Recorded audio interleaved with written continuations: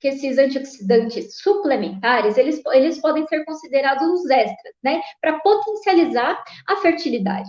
Mas a gente já pode, durante a limpeza do aquário, antes da suplementação, já colocar esses antioxidantes no nosso organismo. E de onde que eles vêm? Eles vêm principalmente dos alimentos. Tem alimentos, e aí a gente fala, né? O nutricionista sempre fala que o prato tem que ser colorido, né? Que, o nutricionista fala isso, e, gente, é a pura verdade. Não é balela, não é frase feita. Aquelas cores bonitas que tem nos alimentos, como na beterraba, como na cenoura, como no brócolis, como na couve, enfim. Essas cores, cada cor é conferida por um composto. E a ciência já mostrou que esses compostos, eles têm essa capacidade antioxidante, essa capacidade de evitar a ferrugem no nosso organismo, e se já tiver enferrujado, ele é capaz de desenferrujar. Então, ele vai lá como uma vassourinha, show estresse oxidativo, show espécies reativas de oxigênio, show ferrugem, porque o negócio aqui agora vai ficar limpinho, né? É isso que eles fazem. Então, a gente fala para consumir sempre, ter sempre uma alimentação colorida, e aí, depois que já tiver tudo bonitinho, né? Porque aí também não basta ser colorida, mas ela também tem que ser equilibrada, ela tem que ser rica em todos os nutrientes que a gente precisa. Então, precisa ter carboidrato, precisa ter fibra, precisa ter proteína, precisa ter gorduras, desde que gorduras boas, e a gente sempre ensina também as alunas a escolherem as gorduras boas, quais são, onde elas estão, né? E então tem alguns nutrientes que vêm dos alimentos também, que eles não são exatamente assim um composto extra que vai contribuir para desenferrujar o organismo, mas eles também fazem parte da nossa estrutura. A gente precisa desses nutrientes.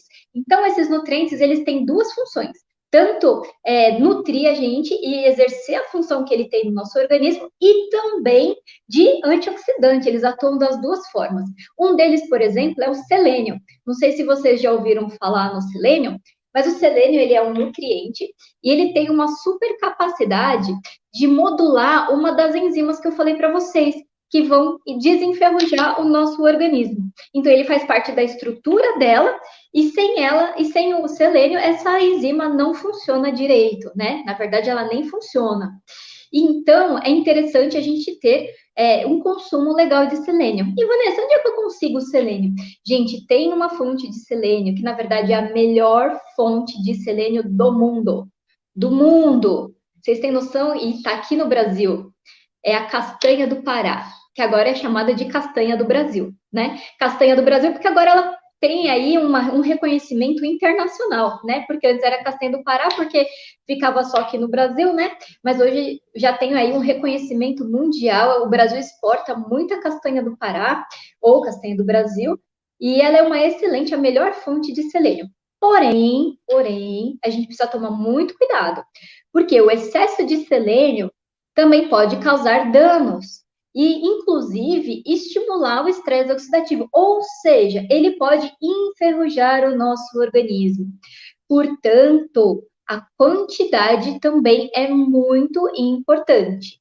Então, estou falando da castanha do Pará. A castanha do Pará, se vocês forem consumir, é no máximo 2 por dia, tá bom? 2 por dia, nada mais do que isso, porque senão a gente pode sobrecarregar o corpo e ao invés de favorecer o nosso corpo, a gente vai acabar prejudicando. Então, é importante tomar cuidado com a quantidade. De um modo geral, tirando, né, o selênio, porque a castanha do Pará ela tem uma concentração de selênio muito grande, né? Apesar de variar, lógico, né, com o solo que é produzido, varia de acordo com o clima, enfim, uma série de questões, mas de uma forma geral, ela é riquíssima em selênio. Os outros compostos, como eu falei para vocês, que vêm da alimentação, tem uma concentração um pouco mais baixa, então a gente não precisa se preocupar tanto com a quantidade vindo do alimento. Então, vocês podem caprichar no consumo de cenoura, no consumo de beterraba, né? Vocês podem ter aí uma gama de cores dentro da alimentação de vocês, que de uma forma geral ele vai ser uma quantidade adequada. O nosso organismo, ele se adapta, né, a esses compostos, e é muito interessante, porque esses compostos, né, os antioxidantes que vêm dos alimentos, eles são mais biodisponíveis, ou seja, o corpo consegue absorver muito melhor esses antioxidantes que vêm da alimentação, que vêm lá do próprio alimento, do que aquele que vem da suplementação. Então, antes de a gente falar de suplementação, que eu vou falar daqui a pouquinho, eu quero deixar claro para vocês que o mais interessante e a base de tudo é vocês controlarem a alimentação. Né? Então, se vocês já tiverem uma alimentação equilibrada, rica em cores com uma distribuição de nutrientes legal, tá ok, vocês já vão começar a limpar o organismo de vocês, principalmente tirando aquilo que não presta. Então, por exemplo, deixar de consumir os alimentos industrializados é fundamental, porque esses alimentos industrializados só tem coisa que enferruja o nosso corpo e nada que alimente, nada que nutra realmente o nosso corpo, nada que preste. Então, show os industrializados e vamos para o in natura, vamos para o que vem da terra, né? O que Deus deu show para a gente, que Deus deu para nos nutrir. Então, a gente foca nesses alimentos, né? E aí a gente chega na seguinte situação. Vanessa, eu tô tentando, tô fazendo as mudanças, mas eu ainda tô com um pouquinho acima do peso, eu tenho alguma alteração, por exemplo, na tireoide, enfim, eu tenho endometriose, eu tenho a SOP, né, que é a síndrome dos ovários policísticos. E aí, o que que eu faço, né? Primeira coisa, alimentação, certo? Em segundo plano, vem a suplementação. A suplementação, ela vem para agregar, ela vem para potencializar. Mas a gente sempre fala, tem duas coisas, né?